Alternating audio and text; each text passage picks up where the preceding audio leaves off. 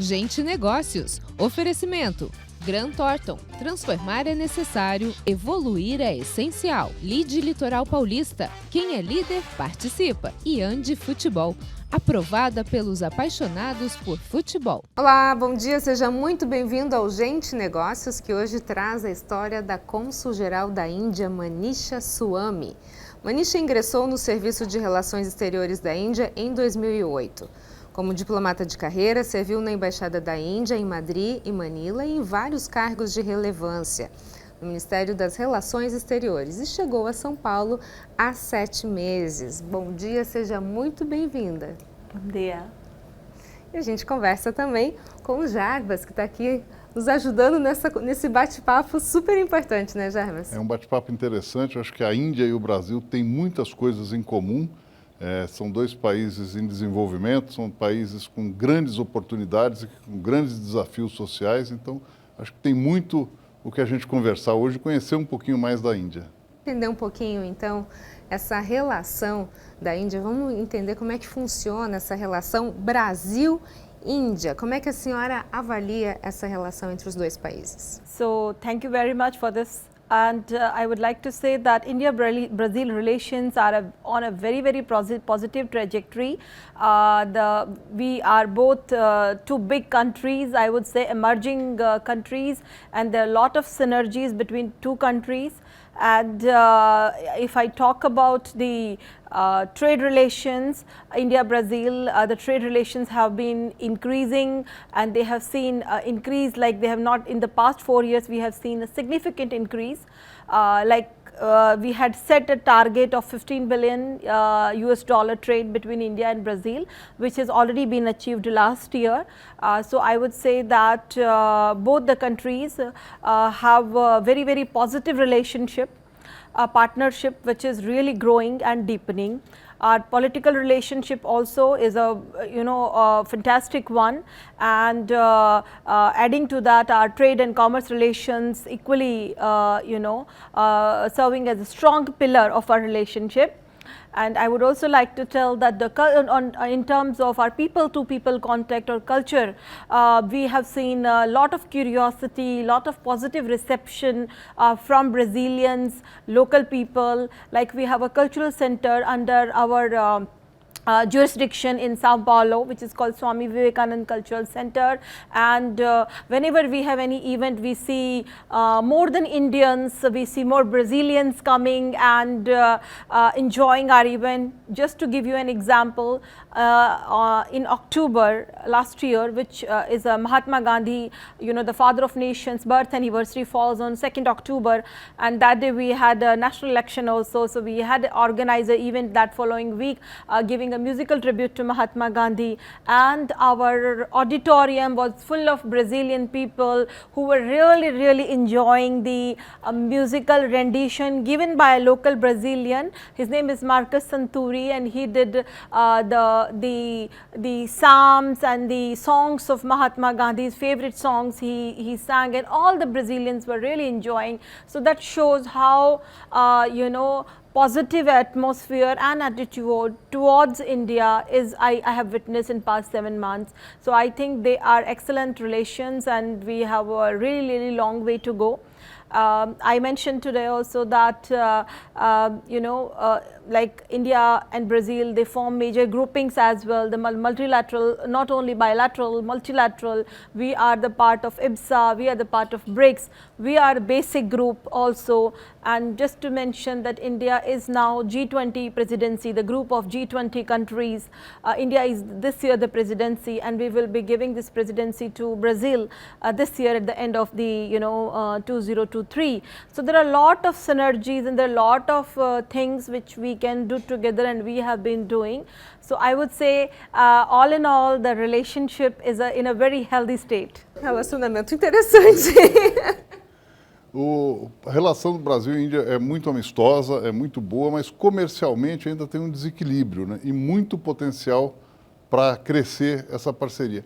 O que os governos indiano e brasileiros têm feito nesse sentido? Basically, I think as per our records, India stands at the rank of 5th country in terms of exporting to Brazil and 11th at the number of 11 from importing. And so there is a lot of, I would say synergies of interest. Mutual interest, I would say. So there are various areas, though we are doing well already in terms of minerals, in terms of oil, in terms of petro products, in terms of agrochemical, the pharmaceuticals actually. So there is a lot of already trade is going on actually, but I would say that there is a huge potential. Certainly I would say I have seen various delegations coming to Brazil, especially for ethanol, biofuel, because we know Brazil has done really well, and we have had 3-4 delegations in the last year who have come because India has gone very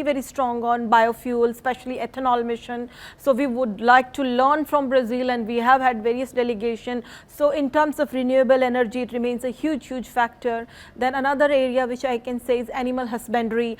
We know that Brazil, yes, they say that the basis of the gir cow which you use was brought from India, from the state of Gujarat. So, and you have done wonders with that actually. I was going through a presentation from one of the very good fazendas in São Paulo, and they showed us that the Brazilian cows give more than 25-26 liter, while the Indian is like 13-14 liter only. So there is a huge possibility. Our animal husbandry minister visited São Paulo actually, and there have been subsequent delegation for animal husbandry and livestock actually. So there is various, I would say segments where we want to learn from Brazil, and there is a mutual cooperation, we would like to have with Brazil. E quando a gente fala dessa ligação, né, entre os dois comércios, entre os dois países, tem um ponto muito importante que é em relação aos portos. A Índia tem 21 portos principais e a gente está no maior porto da América Latina. Como é que a senhora avalia essa questão portuária? So the ports in India also have a very important role, as you know, and India has also launched various infrastructural projects. So like we have a project called Sagar Mala, where we are connecting all the ports basically, which are like from the Arabian Sea, Indian Ocean. So we have various infrastructural projects where we are connecting them.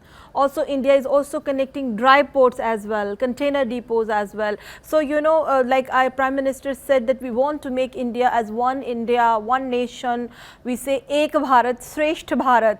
So it means all the major important, because these are your national assets, if I say so. The infrastructural projects, the highways, these are national assets. So what we see that the ports and even the inland container depots or dry ports, they are a huge, I would say, important asset, and India has launched all these big projects basically to link all these ports. It's called Sagar Mala project as well.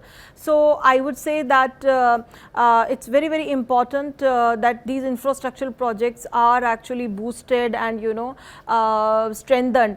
Just to mention that today India, presented its budget, basically the union budget we say is a central budget, and there has been a huge increase in infrastructural spending as well. So I am also in the city of Santos, which is a port city they say, and it was really amazing to see, and I think it's one of the, I was told as the largest port, not only in Brazil but in the entire Latin America.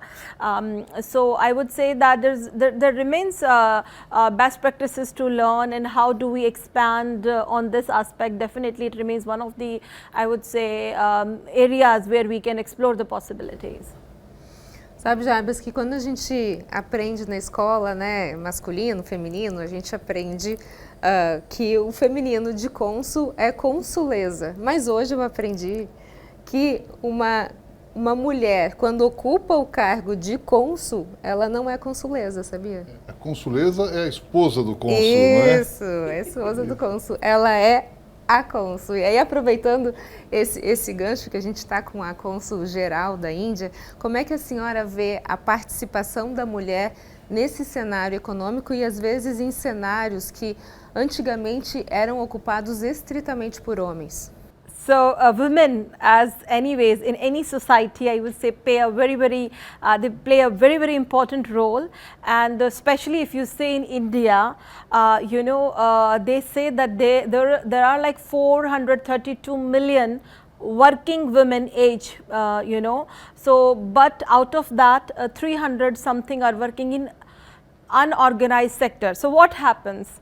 Women work, but their work is never counted, it's kind of unorganized sector. Like you go in India, you see the agricultural, you go to any village, you will see women are working in agriculture, more than a man. Similarly, the small medium enterprises which we call MSME, where the women are weaving or doing a handicraft, all these things are done by women actually. So, obviously the women play a very important role, and in terms of contributing to the economy, though as per the data, I think it's only in the GDP as of now is 18%, because it's unorganized sector, it's semi-formal, it's not a formal sector where you can account the women for directly contributing. So, it's basically indirect contribution, but still I would say that women play an important role, and to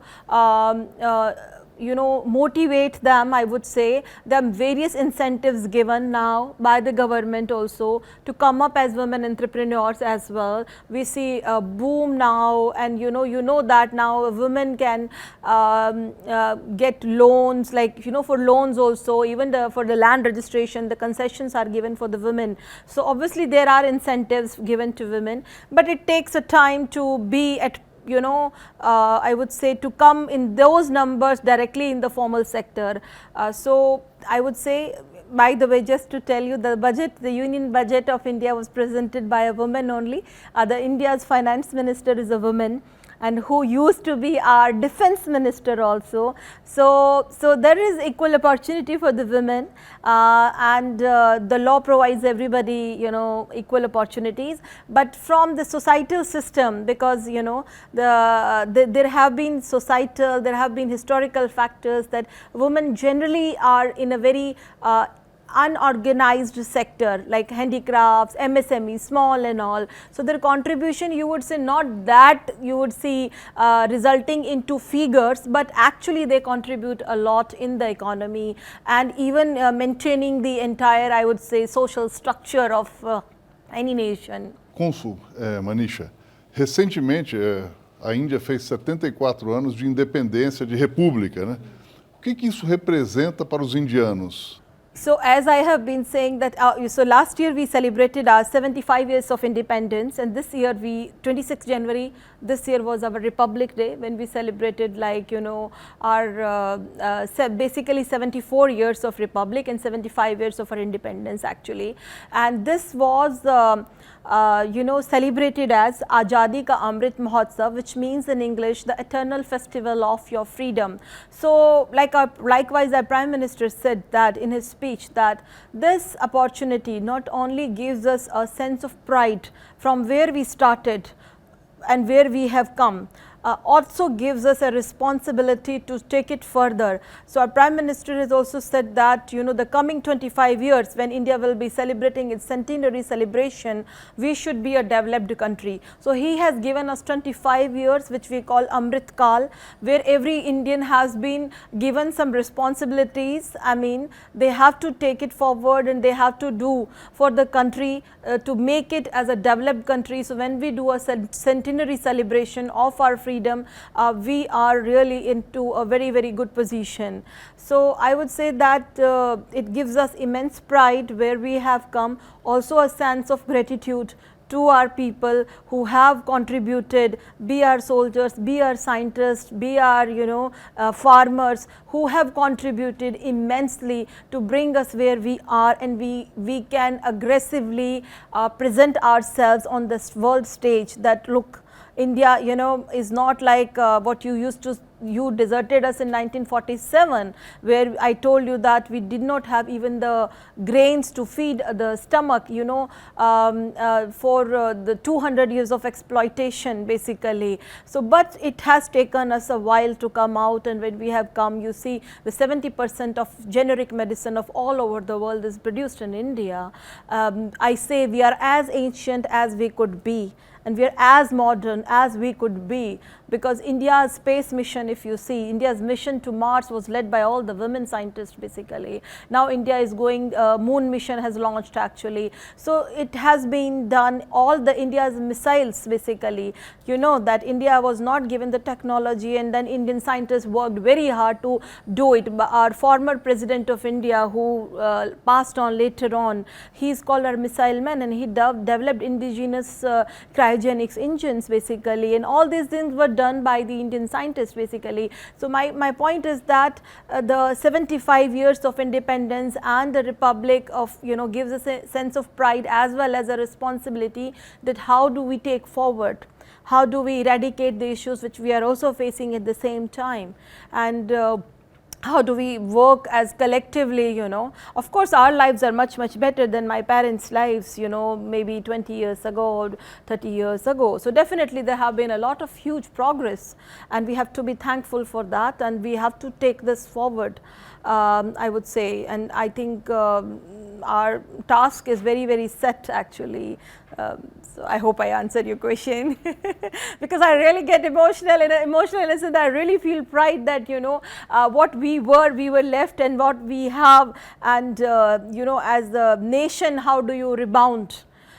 After the pandemic also, you see that how resilient Indian economy was, and we never, I mean, after initial lockdown, we never had a lockdown, and our economy was the only economy who was doing very well in spite of the world economy shrinking actually.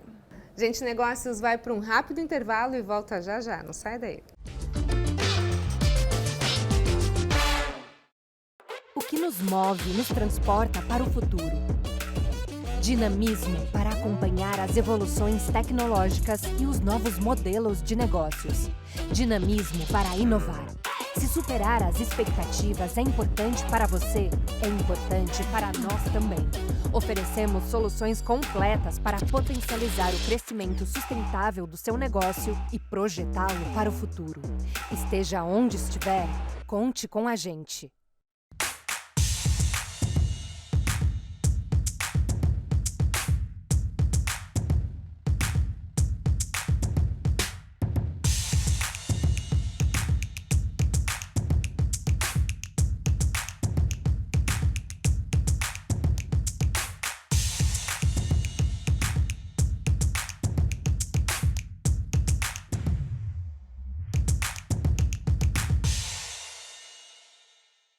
As campeãs da Andi Futebol para você começar o ano com tudo. Mochilas iradas do seu time favorito para chegar com estilo. Chuteiras para mostrar que é craque antes mesmo da bola rolar. E claro, camisas, calções e tudo mais para você marcar vários golaços. Andi Futebol, aprovada pelos apaixonados por futebol. Gente Negócios está de volta hoje conversando com a Cônsul geral da Índia, Manisha Swami. A gente falou no início do programa muito sobre a relação, né, entre Brasil e Índia, e eu queria tratar agora de um assunto muito específico que diz respeito à Índia. Como é que a medicina tradicional indiana ayurvédica poderia contribuir então com a saúde dos brasileiros, já que ela não é tão conhecida assim? So when we talk about pandemic, I think everybody has gone through a phase where they have got directly or indirectly conscious about their health, because pandemic has shown us that, you know, we are all vulnerable, and there is a limit. Till the vaccine had not come, you know, we were all helpless and we didn't know. So basically then it has also opened the ways that we should think about holistic health and traditional medicines play a crucial role in holistic health. In fact, before the vaccine was launched and the pandemic was still going on, from March 2020, our Prime Minister also had launched this, that we should use the traditional medicine till we find a solution for this vaccine or this virus basically. So the things from Ayurveda, which is an Indian ancient science, medical science, they were used. So this forms a part of traditional medicine. Also there are various things like there are various therapies like Unani and Siddha and all. So India has different traditional medicines coming from different I would say sectors. So we have clubbed it together, we call it as a traditional medicine, and then we have made a exclusive ministry for that actually, which works on that. So propagation of traditional medicine is very good, and it's a very scientific base, because all the Ayurveda is a written scripture basically. So it's not like something which is just coming, so otherwise also I would say traditional wisdom and all, it's always been effective. And just to mention that when I was coming here, I went to the National Institute of Ayurveda, which is in Rajasthan, Jaipur in India, and I met 6 Brazilian students there who are pursuing the Ayurveda course there actually. They have been given a scholarship. So similarly I would say there are various plants I see here in Brazil which has medicinal properties, and I am sure they must be using. So there is a lot of significance in using of traditional medicine. It just needs a little bit of more work, I would say, that how we do a matchmaking basically. Like I see lot of aloe vera here, I see lot of asparagus here, which all have a medicinal property. So there lies a huge, I would say, area where we can cooperate, because we have to rely sometimes, not only these other medicines, the formal medicines, but traditional medicines also form a very, very significant part. I will just give you an example, like in India, if we talk about Indian cuisine you see is all spices, but every spice has a medicinal property. Like for example turmeric, no Indian meal is can be cooked without use of turmeric, which you call curcumin. How do you say curcuma? Sorry, curcuma. So and you see how Starbucks is selling it as a turmeric latte in US, but every Indian every morning when he eats a food, he is taking this. And it's a pinch of turmeric, it's not we use, we don't use it like, so everything like Herodotus said, let food be thy medicine, okay. So similarly Indians have incorporated these spices, be it pepper, be it cinnamon, be it turmeric or cardamom or cloves, so everything has a medicinal property, and it is regularly used in Indian I would say like lunch, dinner, at least you are using it. So we have learnt how to incorporate these things in our food system, and it is coming from generations. It's not like for the first time I am using turmeric, no, it is like coming from ancient wisdom which we have been using, and I think that's why our immunity is best, I would say because I think we are using our food which has a medicinal property. So what generally happens when we get cold and cough, so generally we boil ginger, we use a pepper or clove, so all this thing concoction we say, and we use it for our throat or like that actually. So now you find lot of variations of tea like a ginger tea and basil. In India basil is used, so but we have been using it like that only always.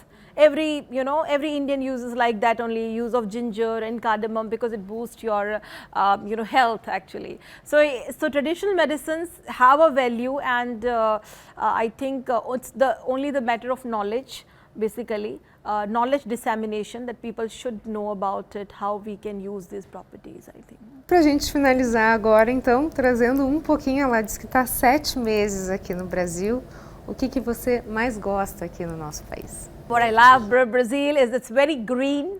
I love its flora and fauna.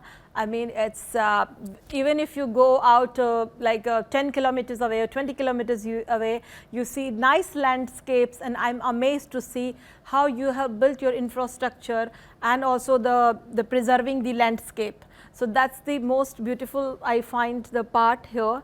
Apart from, I would say that people are really nice, and I really, even if people do not understand your language, they're still very warm and cordial. I go to the fairas, and the man will say, okay, namaste. So I think I'm the only Indian he's watching me who comes religiously to the faira to buy the vegetables. I love maracuja here.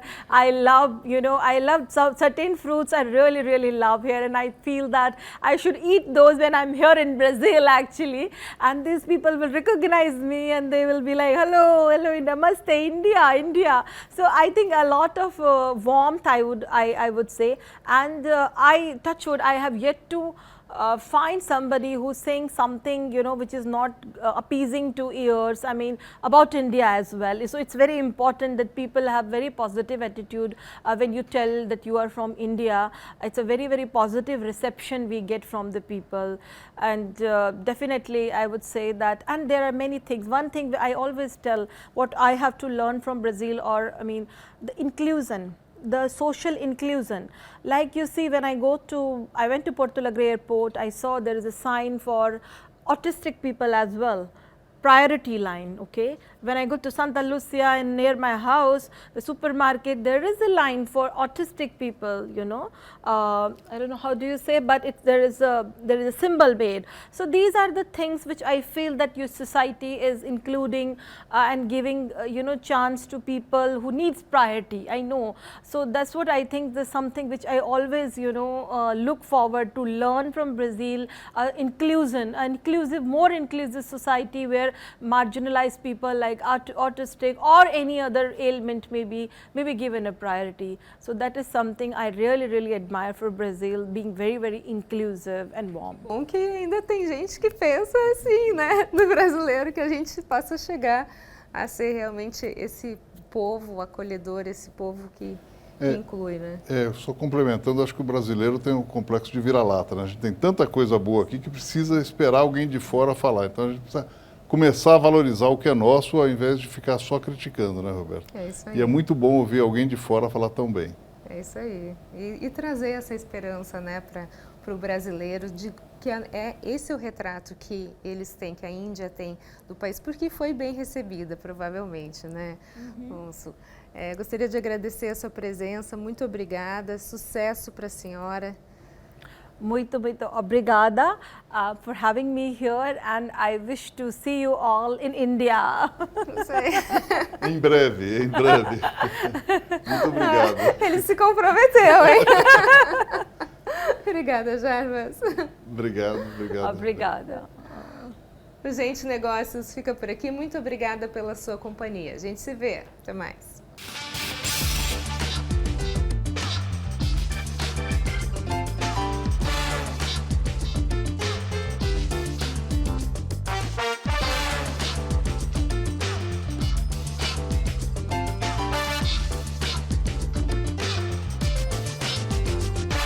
Gente E Negócios. Oferecimento.